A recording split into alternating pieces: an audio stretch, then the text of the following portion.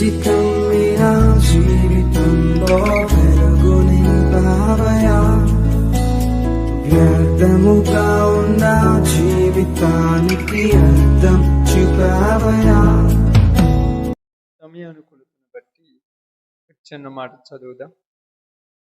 సమయములు Bible గ్రంథంలో నుంచి యోహాను సువార్త 2వ అధ్యాయము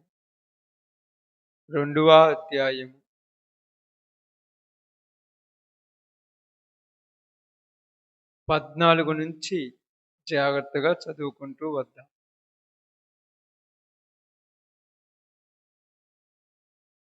దేవాలయములు ఎడ్లను, గొర్రెలను, పావురములను అమ్మువారును, రోకలు మార్చువారును కూర్చుండుట చూచి రాళ్లతో కొరడాలు చేసి గొర్రెలను, ఎడ్లన్నిటినీ దేవాలయములో నుండి తోలివేసి రోకలు మార్చువారి రోకలు చల్లివేసి వారి బల్లాలు పడద్రోసి పావురములు అమ్మువారితో, వీటిని ఇక్కడ నుండి తీసుకొని పోండి, నా తండ్రి ఇల్లు వ్యాపారపు టిల్లుగా చేయకుడని చెప్పాను. చాలు. దేవుడి వాక్య భాగం మన మధ్యలో ఆశీర్వదించునుగాక. ఆమేన్. కూడి వచ్చిన అందరికి ప్రభునామములో శుభాలు, వందనాలు తెలియపరుస్తున్నాను.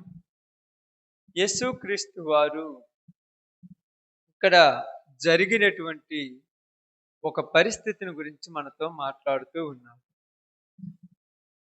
ఏ విషయాన్ని ఇక్కడ మనకు తెలియపరుస్తున్నాడంటే, యేసు ప్రభువారు దేవాలయంలోనికి వెళ్ళినప్పుడు జరిగినటువంటి ఒక సంఘటన. ఎక్కడ జరిగిందంట? దేవాలయాన్ని దేనికి కట్టించారమ్మా? ప్రార్థన కొరకు కట్టించుకుంటారు, అంతే కదా. ఇప్పుడు ఇల్లు ఉండటానికి కట్టించుకుంటారు.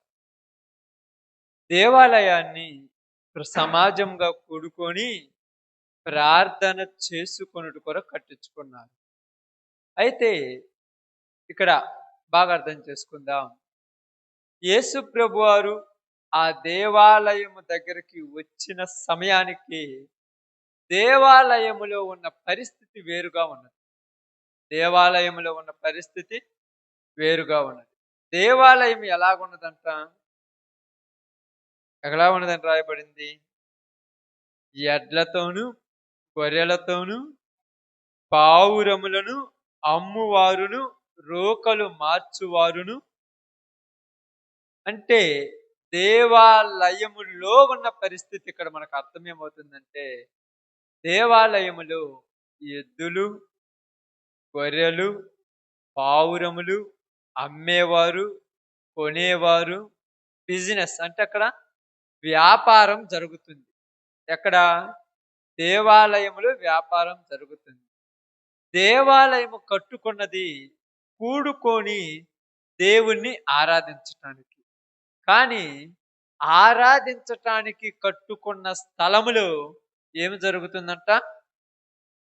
వ్యాపారం జరుగుతుంది. ఎలాంటి వ్యాపారం జరుగుతుంది? ఎద్దులు, గొర్రెలు, పావురాళ్ళు. అంటే ఇక్కడ మీ అందరికీ కూడా ఒక చిన్న విషయాన్ని చెప్తాను. ఎందుకంటే మన బుధవారము ఎక్కువ వాక్యం చెప్పను, ప్రార్థన చేసి ప్రార్థన తర్వాత ఒక 15 నిమిషాలు వాక్యం చెప్పి ముగించుకుంటాను. ఇది బుధవారపు కూడిక. ఎవరు వచ్చినా ఎవరు రాకపోయినా ఈ బుధవారపు కూడిక జరుగుతూనే ఉంటుంది. ఇది సంఘ క్షేమాభివృద్ధి కొరకు జరిగే కూడిక. కాబట్టి ఇది దేనికి సాదృశ్యముగా ఉందంటే, మనం అర్థం చేసుకోవాలంటే, దేవాలయము అంటే ఏంటిది? బాగా అర్థం చేసుకోండి. దేవాలయం అంటే ఏందమ్మా? మనమే. బైబిల్ గ్రంథంలో రాయబడింది. ఎక్కడ? కొరింథీయులకు రాసిన పత్రికలో, మీ దేహము దేవుని ఆలయమని మీరు ఎరుగరా అని రాయబడింది. కాబట్టి దేవుని ఆలయమును దేవుడు దేనికి తయారు చేసుకుంటాడు? తాను ఉండటానికి. అంతే కదమ్మా! ఇప్పుడు ఇల్లు దేనికి కట్టుకుంటామంటే మనం ఉండటానికి. దేవాలయం దేనికి కట్టుకున్నాడంటే ఆయన ఉండటానికి.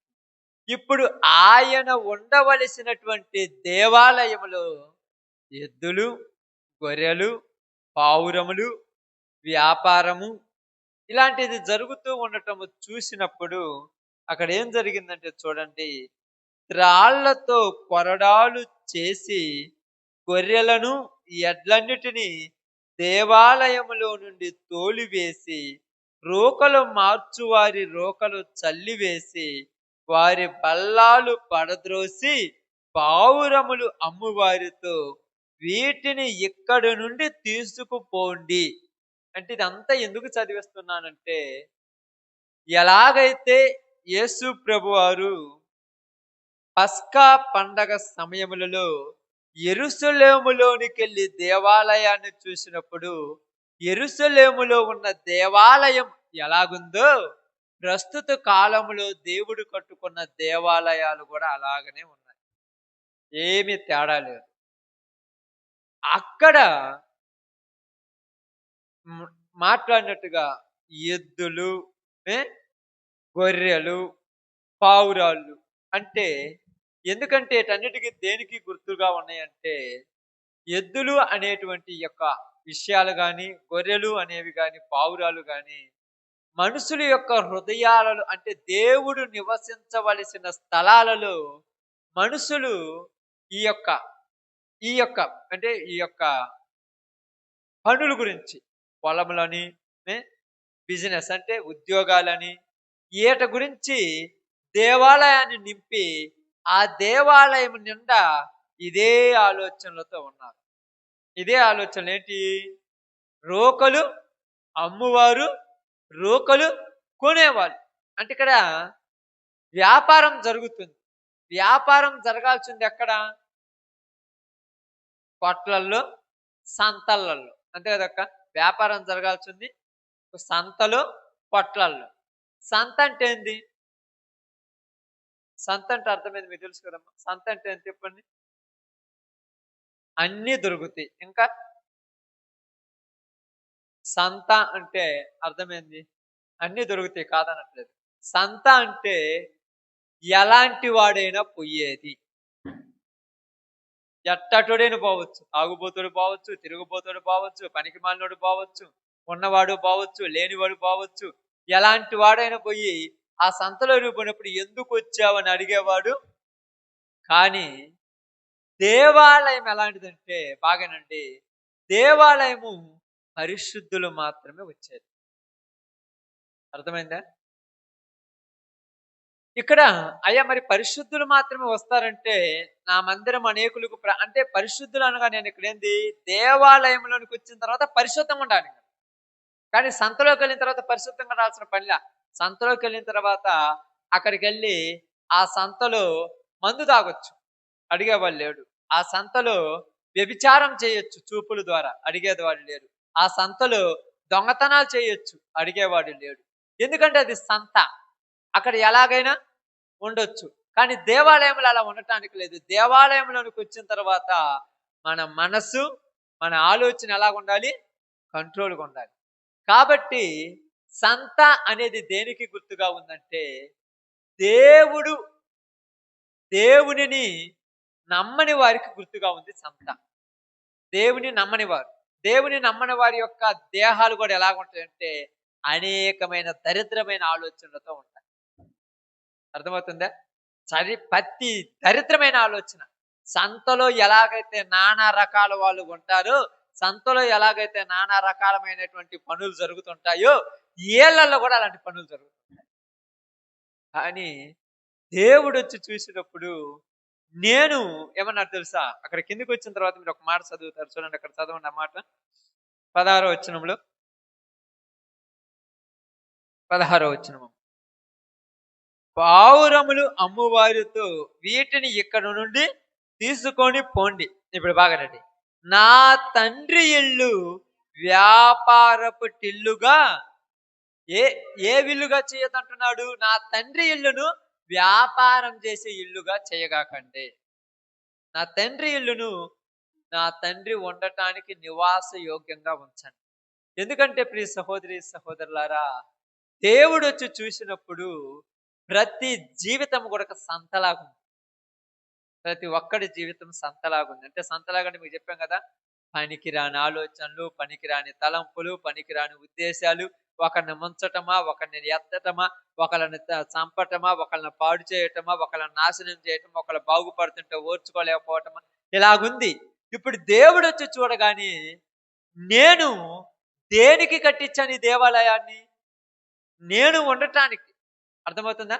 ఈ దేవాలయాన్ని దేనికి కట్టించాను? నేను ఉండటానికి. ఇక్కడ నీతి, న్యాయము, ఆనందము, సంతోషము, సమాధానము ఉండవలసిన స్థలం ఇది. కానీ ఇక్కడ ఏమైంది? వ్యాపారపు ఇల్లుగా మారిపోయింది.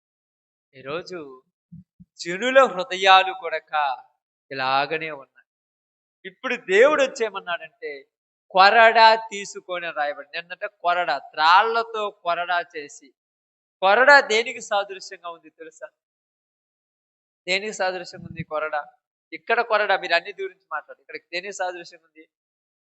వాక్యమునకు సాదృశ్యంగా. వాక్యము అనేటువంటి వాక్యానికి ఇది సాదృశ్యం ఎందుకుందంటే, కొరడా తీసుకొని ఏం చేశానంట? వాటన్నిటినీ తోలివేసెను అని రాయబడింది కదా. కాబట్టి ఇప్పుడు యేసు ప్రభువు గూడక ప్రతి మనిషి హృదయము ఈ విధముగా అయిపోయింది. ఇలాగనే ఉంది ప్రతి మనిషి హృదయం. యేసు ప్రభువారు వచ్చి చూసినప్పుడు ఏమన్నాడంటే, నేను ఉండటానికి నేను నిర్మించుకున్న ఈ ఇల్లు నేను చూసినప్పుడు నాకు నచ్చలేదు.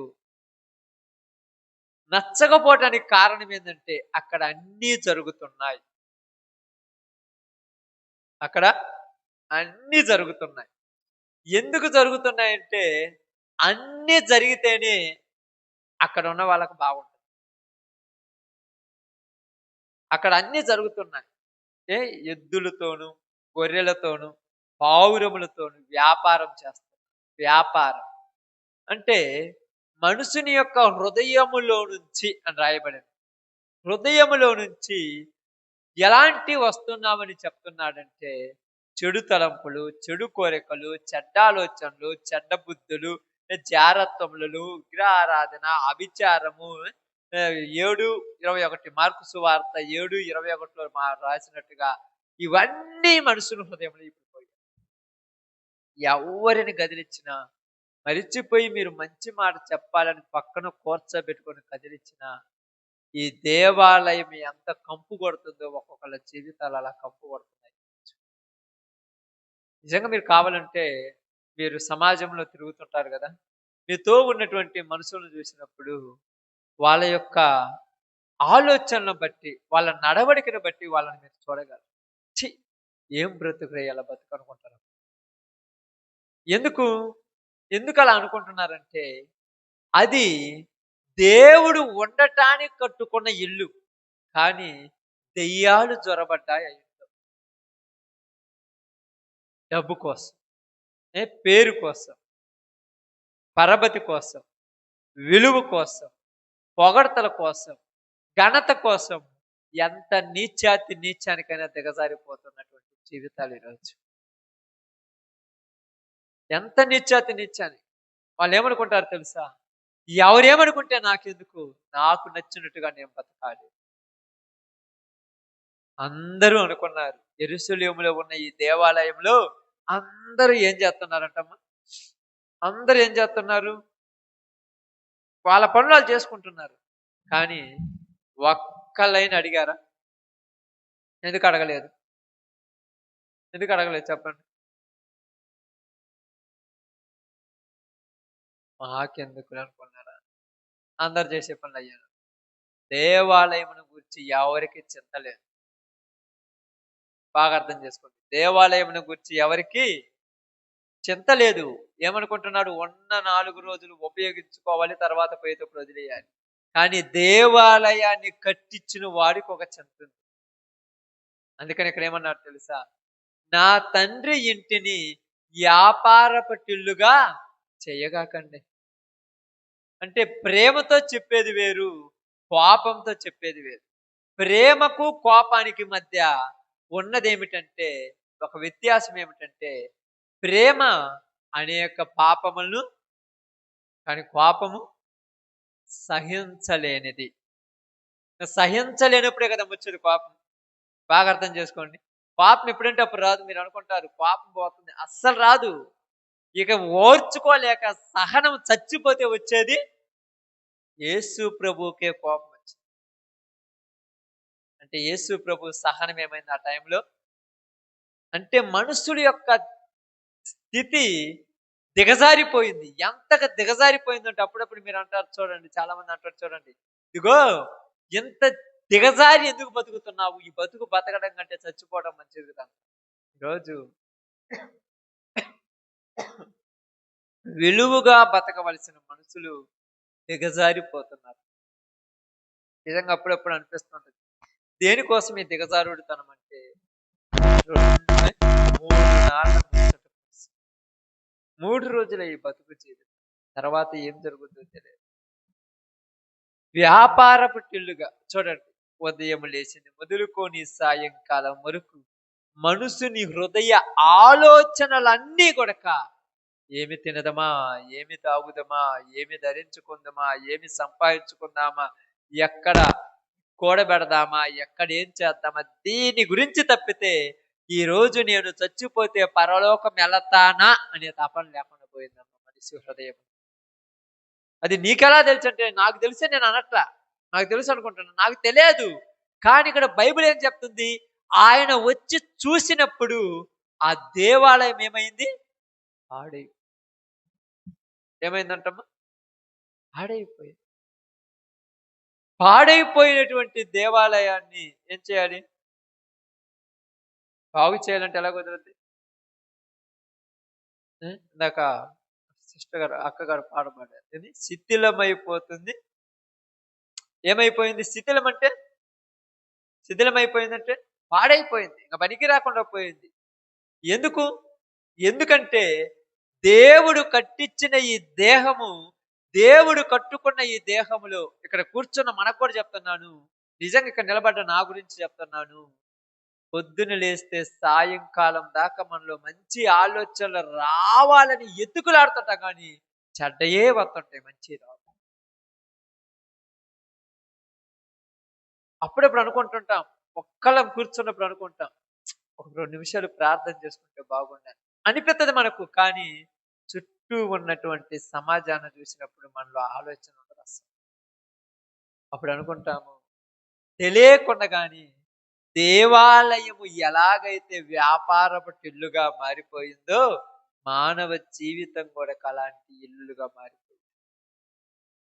అలాంటి ఇల్లులుగా మారిపోయింది. అందుకని ఆయన ఏమన్నారు తెలుసా, చూడండి ఇక్కడ మనం, కాబట్టి యూదులు, నీవు ఈ కార్యము చేయుచున్నావే, ఏ సూచక్రియను మాకు చూపెదవని ఆయన అడగగా, యేసు ఏమంటున్నాడు, ఈ దేవాలయమును పడగొట్టుడి అన్నాడు. దేన్ని అంటే, ఇక్కడ యూదులు ఏమనుకుంటున్నారంటే రాళ్లతో కట్టిన దేవాలయం గురించి మాట్లాడుతున్నాడు యేసు ప్రభువు అనుకున్నాడు. కాదు, నా దేహం అనే దేవాలయము అంటున్నాడు. దేహం అనే దేవాలయాలను ఈరోజు నిజంగా ప్రియ సహోదరి సహోదరులారా, మీ అందరికీ చెప్తున్నాను ఒక మాట. మీరు అనుకుంటున్నారు మేము నిజంగా దేవుళ్ళో బలంగా ఉన్నామని. ఇంకా కొద్ది రోజులు పోతే మనం దేవుళ్ళో నిలబడటానికి కూడా కరెక్ట్గా ఉండే. మీరు అనొచ్చు, ఎందుకు ఉండలేమయ్యా అనుకుంటున్నారు. ఆలోచించు, రేపు ఈరోజు ఉదయకాలం నుంచి ఈ టైం దాకా ఎంత టైము నీ మనసులో దేవుని గురించి చింత ఉన్నది? ఎంత టైం ఉందమ్మా? మనం అనుకుంటాం ప్రార్థన పోతున్నాను కదంటే, ప్రార్థన పోతున్నాం కాదనట్లేదు. ఒక చింత, ఒక ఆశ కలిగిన ప్రాణమును ఏం చేసేవాడు ఆయన? ఆశ కలిగిన ప్రాణమును తృప్తిపరిచే దేవుడు. నీకు ఏ ఆశ ఉండాలి? పరలోకం పోవాలన్న ఆశ ఉంటే దాన్ని తృప్తిపరుస్తాడు. కానీ నీకు ఏ ఆశ ఉంది? ఏమి తినదమా, ఏమి సంపాదించదమా, ఏమి ధరించుకుందామా, ఎంతో చింతపడుతున్నారు. మీరు చింతించుట వలన మీ ఎత్తు మోరెడు ఎక్కువ ఏమైనా చేసుకొనగలరా అని రాయబడింది. ఎంత చింతించినా ఏమైనా ఉపయోగం ఉన్నదా? బాగా ఆలోచించండి. ఎంత చింతించినా ఏమైనా ఉపయోగం ఉందా? ఎంత చేసినా అంతే కదా మనిషి తినేది. అంతకన్నా ఎక్కువ ఏమైనా తింటామా?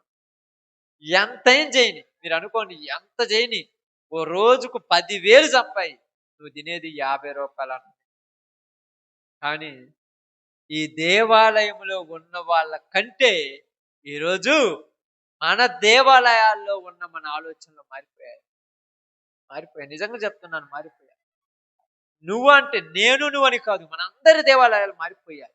ఎలాగ మారిపోయాయి అంటే, వాక్యమనే కొరడా దెబ్బలకు మరిచిపోయి, ఆ కొరడా దెబ్బలకు ఏమైపోయింది? శరీరము అలవాటు పడిపోయింది. అప్పుడప్పుడు అంటారు చూడండి, కర్ర తీసుకొని కొడుతుంటే వాడికి దెబ్బ తగలలేదు. దెబ్బ తగలకుండా ఉంటుందమ్మా? నిజంగా చెప్పండి, శరీరం కదా, దెబ్బ తగలకుండా ఉంటుందా? తగులుద్ది. కానీ ఏం చేశాడు? అలాగే ఈ వాక్యం కూడా దేవుని బిడ్డలు ఓర్చుకుంటున్నా, ఏం కాదులే అంటే దెబ్బ తగులుతుంది, తగలట్లేదు అనట్లా. ఈ మాట చెప్పగానే వాళ్ళకు హృదయాలు కదులుతున్నాయి, అని అలవాటు పడిపోయారు.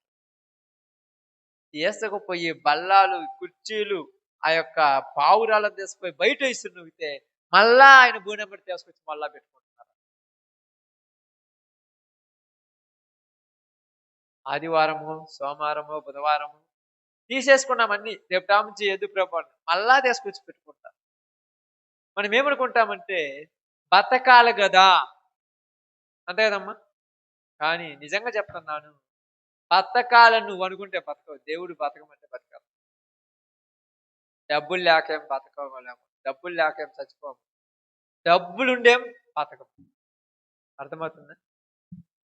పరలోకం చేరాలనే తపనకు ఇక్కడ ఈ మాట నేను ఇందాక మధ్యాహ్న కాలంలో, ఈ మధ్య కాలంలో నేను కొద్దిగా బైబుల్ చదువుకుంటూ అంటే ధ్యానించుకుంటూ ఉంటాను. ఎక్కువ మధ్యకాలంలో నేను ఇంట్లో ఉంటున్నప్పుడు కొద్దిగా బైబుల్ ధ్యానాంశం ఎక్కువ చేసుకుంటూ ఉన్నాను. ఈ ఆలోచించినప్పుడు నాకు అనిపించింది, ఏమనిపించింది, నిజముగా మన దేహములు కూడా ఇలా మారిపోయినాయి. చెడు ఆలోచనలు వస్తాయి. అంటే బిజినెస్ చేసేవాడు, వ్యాపారం చేసేవాడు, పావురాలు అమ్మేవాళ్ళు 4 పెట్టుకున్నారు పావురాళ్ళు. ఇప్పుడు ఎవరైనా కొనటానికి వస్తే ఏమనుకుంటారు చెప్పండి? ఏమనుకుంటారు చెప్పండి అమ్మ? కొనటానికి వస్తే ఇప్పుడు 4 పెట్టుకున్నారు పావురాలు అంటే అది 4 వ్యాపారం అంటే 4 కొట్లు ఉన్నాయి. ఎవరైనా కొత్తి కొనటానికి వచ్చినారు కొని ఏమనుకుంటారు 4? నా కాడికి వస్తే బాగుండే, నా కాడికి వస్తే బాగుండే, అంతే కదా అనుకునేది. ఓకేలే, దేవుడు ఊరికి రాసి పెడితే వాడికి అడిగి పాత్ర అనుకుంటారా? కానీ మన జీవితాల్లో మనం కూడా నాకు పని దొరికితే బాగుండే, నాకు పని దొరికితే బాగుండే తపన తప్పితే వేరే ఆలోచన. నేను దేవుడి పనిలో ఉండాలనే తపన ఎవరికైనా ఉందా? అంటే ఈరోజు వాక్యం మనకనిగా చెప్పేది, లోకం గురించి మాట్లాడుతున్నాను. ఎవరికైనా ఆలోచన ఉందా? ఏదో ఏమనుకుంటాం, అప్పుడప్పుడు ఏమంటాము, 10 నిమిషాలైనా కూడా ఒక 5 రూపాయలు వచ్చినా పర్లేదు కదా, అది బిజినెస్ చేసేవాడి వ్యాపారం. తెలుసా? మీకు అందరికీ తెలుసు కదా. చిల్లర కొట్టు తెరిచి పెట్టుకుంటారు కొట్టు. దాని మీద కొద్ది గూగుల్ తెరిచి పెట్టుకుని, ఎందుకంటే రూపాయి ఇచ్చినా ఊరకేం పోదుగా. ఆ రూపాయి మీద ఎంత వస్తుంది? 10 పైసలు లాభం. అంటే బిజినెస్ ఎలా ఉన్నదో మనిషి దేహంలో ఉన్న ఆలోచనలు కూడా అలాగనే అనుకుంటాం. చాలా ఇప్పుడు మధ్యకాలంలో మొన్న జరిగినటువంటి కార్యంలో మా నాన్నగారు చనిపోయిన తర్వాత కార్యం చేయడానికి నిజంగా ఒక 3-4 లక్షల దాకా వాళ్ళు దాచిపెట్టారు. కనీసం ₹1 కూడా వాళ్ళ ఖర్చు కోసం లేవు. వాళ్ళు దాచిపెట్టింది రూపాయలు లేవు, మొత్తం దేవాల్సి వచ్చింది, బయట వచ్చినాయి. వాళ్ళు అనుకున్నారు ఇవి ఉన్నాయి, ఆ రోజు ఏమైనా ఉపయోగపడే, ప్రార్థన చేసుకున్నాం, దేవుడి పనులను వెళ్ళిపోతుంది. ఆ టయానికి ఎలా వచ్చినాయో, ఎందుకు వచ్చిందో, ఎలా జరిగిందో, ఎట్లా పోయిందో అయిపోయింది. వీళ్ళేమనుకుంటున్నారు, ఇవి ఉన్నాయిలే మాకేం ఇబ్బంది లేదు అనుకుంటాం. మనం కూడా అంతే కదా అనుకునేది. ఒక 50,000 ఉన్నాయిలే దాచిపెట్టుకున్నాం, ఏం కాదు అనుకుంటా. నువ్వు దాచిపెట్టుకున్నప్పుడు నీ అవసరానికి ఎవడు ఇవ్వడు, అది గుర్తుపెట్టుకోండి మీరు మొదట. మరి అవసరానికి ఇచ్చేది ఎవరు? ఆమె దేవుడు మీరు అంటారు దేవుడు ఎట్టేస్తారు పైనుంచి ఏమైనా తెచ్చేస్తారు అంటారు. పైనుంచి తెచ్చాడు, కింద నుంచి తెచ్చాడు. ఆ టైంలో నిజంగా చెప్తున్నాను మీకు అర్థం ఇప్పుడు ఈ సమయం వచ్చింది కాబట్టి చెప్తున్నాను. ఆ టైంలో నేను ఆడ కూర్చొని ఉండగానే వేరే దేవుని బిడ్డలొచ్చి ఒక వ్యక్తి ఒక 20,000 ఒక వ్యక్తి ఒక 20,000 తెచ్చిచ్చారు. నేను వాళ్ళని అడగలేదు, పెట్టలేదు. ఆ టైంలో నాకు అవసరమని దేవుడు పంపించి ఇప్పించాడు అంతే. మరి నాకు ఇవ్వాల్సిన వాళ్ళు ఒక్కళ్ళు కూడా కూరలేరు. ఊరికి ఫోన్ చేసి అడిగిన డబ్బులంటే ఇప్పుడే ఆడున్నాయి, ఇప్పుడే ఆడ తెచ్చిచ్చాము, ఇప్పుడే ఆడున్నాయి. నువ్వు ఎప్పుడంటే అప్పుడు ఇస్తారంటే ఆయన ఏమైనా చచ్చిపోతే ఒకటి చెప్పి చచ్చిపోతావు ఒక నెల ముందు. అంటే ఎందుకు చెప్తున్నా నాకేం అర్థమైందంటే ఈ వాక్యం ఎందుకు చదువుకున్నానంటే నిన్న చదివాను, ఈ రోజు చదివాను. నిన్న మధ్యాహ్నము సెల్ ఫోన్ తీసుకొని అక్కడ వేరే పొదుల గురించి వచ్చినప్పుడు ఆడ కూర్చొని కడతోడు కూర్చొని సెల్లులో చదువుకుంటూ కూర్చుని ఇదే వాక్యం. ఈ రోజు మధ్యాహ్నం కూడా కూర్చొని చదువుకుంటా ఉన్నాను అక్కడ మంచం మీద కూర్చొని అదే వాక్యం చదువు. మనకు తెలియకుండానే మన ఇల్లులు కూడా వ్యాపారాలు అయిపోతాయి. నా ఇల్లు కూడా వ్యాపారం అయిపోతుంది. బిజినెస్ అనిపి ఒక 100 వస్తే బాగుండు, ఒక 500 వస్తే బాగుండు, 1000 రూపాయలు యాడ్ నుంచి వస్తే బాగుండు. యాడ్ నుంచి వస్తాయి, ఎందుకు వస్తాయి నాకు అర్థం కాకుండా చెప్తున్నా. మరి రాకుండా ఎలాగంటే సంతగాది ఇది దేవుడు ఉండేటువంటి దేవాలయం. దేవాలయానికి సంతకు చాలా తాడు ఉంటుంది. దేవాలయం ఎలా ఉంటుందంటే దేవాలయములో అన్ని మంచియే జరుగుతాయి. సంతలో మంచి జరుగుద్ది, మీరు అన్ని చెడ్డ జరగవు. సంతలో మంచి జరుగుతుంటది. అంటే కలిమిలిపోద్ది, అంటే మిళితమైపోద్ది. అదే విధంగా ఈరోజు దేవుని యొక్క బిడ్డలమైన మనమని కాదు, ప్రపంచంలో ఉన్న దేవుని బిడ్డల జీవితాల్లో మిళితమైపోయాయి. రెండు ఉన్నాయి, మంచి ఉన్నది. మరి మంచి ఎప్పుడు ఉంది, చెడు ఎప్పుడు ఉందంటే అవసరం వచ్చినప్పుడు మంచి, అవసరం లేనప్పుడు చెడు. దాన్ని మనము అంటారు చూడండి, అది దానికి మనం లిస్టు రాయాల్సిన పని ఏమి లేదు. కాబట్టి రోజు మీ అందరికీ ఏం చెప్తున్నానంటే నిజంగా ఈరోజు నేను దేవుని మందిరంలో నిలబడి ఉండొచ్చు, మీరు విశ్వాసంలో కూకొని ఉండొచ్చు, రేపు మీరు నిలబడవచ్చు, నేను కూకోవచ్చు. మన జీవితాల్లో మనము కూడా వ్యాపారం పిల్లుగా మారిపోతే నిజంగా ఈరోజు మీరు చూస్తున్నారు కదా, ఒకప్పుడు ఇక్కడ నిలబడి ప్రార్థన చేసి వాక్యం చెప్పి దేవుళ్ళో ముందున్న వాళ్ళు ఈరోజు ఎక్కడో తిరుగుతున్నారు పొలాలలో. ఏంది ప్రార్థన బాగోలేదంటే ఏం ప్రార్థన లేదు, విని వాళ్ళందరూ ఏం బాగుంటారా అంటే వాళ్ళ జీవితము ఏమైపోయిందంట, వ్యాపారం టిల్లుగా మారిపోయింది. వ్యాపారం చేసేవాడికి వేరే ధ్యాస ఉండదు, వేరే ఆలోచన ఉండదు. ఎవరిని ముంచుదామా, ఎవరిని ఎత్తిన చేయి వెళ్దాం. అంటే ఎందుకు చెప్తున్నానంటే ఈరోజు ప్రియ సహోదరి సహోదరులారు మీరు అందరూ ఆలోచించండి. దేవుడు మన దేహాలను తను నివాసం ఉండటానికి చేసుకున్నాడు. అది మీకు తెలుసో తెలియదు. నేను అప్పుడప్పుడు కూడా మీకు చాలాసార్లు చెప్తాను, మనమంటూ నేనంటూ నా జీవితంలో వెనకంటూ ఏది దాచిపెట్టుకోవడం చెప్తాను. ఎందుకయ్యా నీకు అవసరం ఉపయోగపడుతుంది ఏది ఉండదు అనుకుంటారు మీరు. నేను చూశాను కదా ఇప్పుడు నా జీవితంలో ఏదీ లేదు. నేను మా నాన్నగారికి మొన్న అదేదో బ్యాడ్ని ప్రాబ్లం ఇన్సూరెన్స్ అది కూడా లేవు, అవి కూడా రావంట. ఏ రావు మీరు అనుకుంటారేమో, ఎందుకు రావు అసలు. మీరు అంత బడ్జెట్ పెట్టి మొత్తం రూపాయి కూడబెట్టి ఆ రోజు దాచిపెట్టినా మనకు అవసరం వచ్చినప్పుడు ఏమవుతుంది తెలుసా, ఎలకొచ్చి తినిపోద్ది అంతే. రావయ్యి, దేవుడు ఇవ్వాలి, మనుషులు ఇవ్వాలనుకునేది.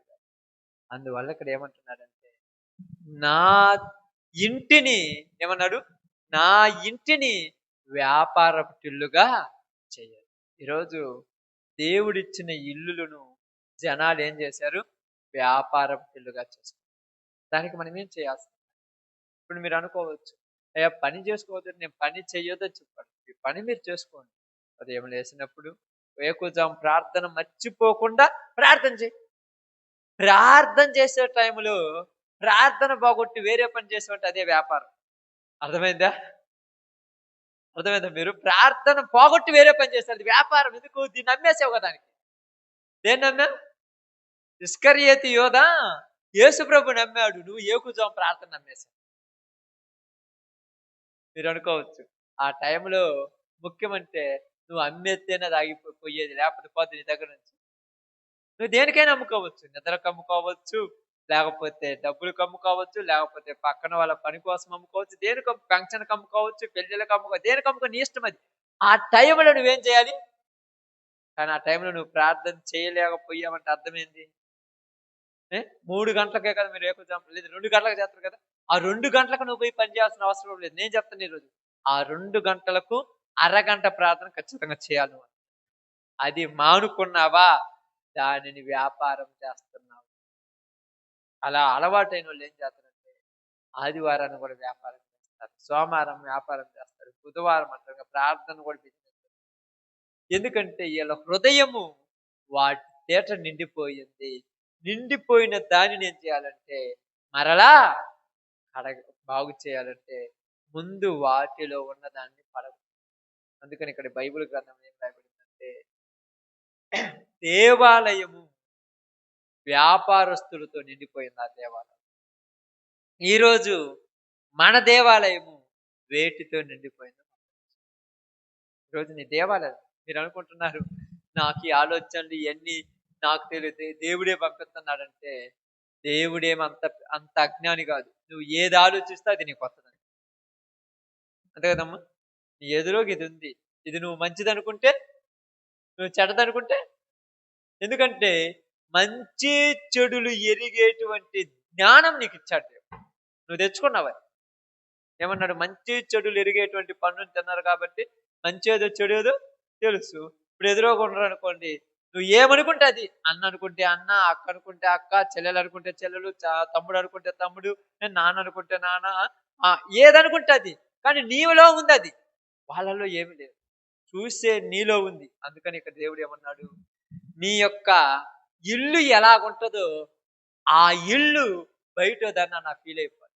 అంటే ఇందాక చెప్పాను చూడండి, వ్యాపారం చేసేవాడు ఒకడు వస్తే నా కాడికి వస్తే బాగుండే, నా కాడికి వస్తే బాగుండే, నాకు రూపాయికి అమ్ముడిపోతాను.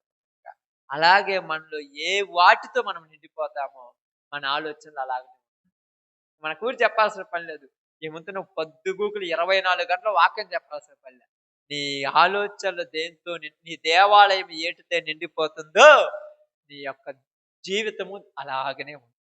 కాబట్టి ఈరోజు నీతో నాతో దేవుడు తెలియజేస్తున్న చిన్న మాట ఏంటంటే, ఆ యెరూషలేములో దేవాలయములో జరిగినట్టుగా ఈ ఈ యొక్క దేవాలయమైన నీలో నాలో జరుగుతుందా? ఒకవేళ జరిగితే ఆ నా తండ్రి ఇంటిని వ్యాపారపు ఇల్లుగా చెయ్యొద్దన్నారు. ఒకవేళ మనం చేసే వాళ్ళమైతే ఈ రోజు నుంచి తీసివేసుకోవటానికి మన చేతనవుతుంది. తెలుసమ్మా మీకు? మీరు అనుకుంటారు తీసేసుకోలేమనుకుంటారు. మీకు తెలుసు తీసేసుకోవచ్చు. మీ మనసులో అంటే అర్థం కావటానికి చెప్తున్నాను. ఒక వ్యక్తికి ఇంకొక వ్యక్తితో గొడవ పడి, ఉదాహరణకు మీ ఇంట్లో వాళ్ళతో మీరు గొడవ పడ్డారనుకోండి, మీరు అనుకుంటారు వారం రోజులు వీళ్ళతో మాట్లాడకూడదు అనుకుంటే ఉండగలరా లేదా? మీరు చెప్పండి. ఉండలేరా? ఉండగలరా? చేత అవుద్ది. వాళ్ళు పిలిచినా కూడా తలింట్లో పెట్టుకొని వెళ్ళిపోతాను. వాళ్ళు మాట్లాడినా కూడా కళ్ళు మూసుకొని ఇటు మాట్లాడుతుంటారు. అసలేం నా వైపు చూడలేటండి, నేను నీతో వారం రోజులు మాట్లాడకూడదు అనుకుంటా. అంటే మనం తలుచుకుంటే ఏదైనా అని మనం తలుసుకోం. అప్పుడప్పుడు కాంప్రమైజ్ అయిపోతాం. కాబట్టి చెడు చేయకూడదని నువ్వు అనుకుంటే చేయకుండా ఉంటావు. నిజంగా చెప్తున్నాను, ఒక దేవుని సేవకుడిగా నేను నా జీవితంలో నేను అనుభవించి చెప్తున్నాను. ఇది చెయ్యకూడదు అనుకుంటే ఖచ్చితంగా చెయ్యమని. ఎందుకంటే మనకు పంతాలు చాలా ఎక్కువ. అప్పుడప్పుడు చూడండి, ఒక్కొక్కళ్ళు ఏమంటారు తెలుసా? 6 నెలలు ఏది నేను ఒకరిని పిలవక, 6 సంవత్సరాలు ఏది నేను ఒకరిని పిలవక, ఎందుకు అంత పంతం? అవును మరి, మనం అనుకుంటే ఏదైనా మనం చేయగలం. మన చేత అవుద్ది. మనం అంత కంట్రోల్గా ఉండగలం. కాబట్టి ఈ రోజు నుంచి నీతో నాతో బైబిల్ చెప్పే మాట ఏంటంటే, వ్యాపారపు ఇల్లుగా ఉంటే వాటిని రోజు మనలో నుంచి తీసివేసుకో.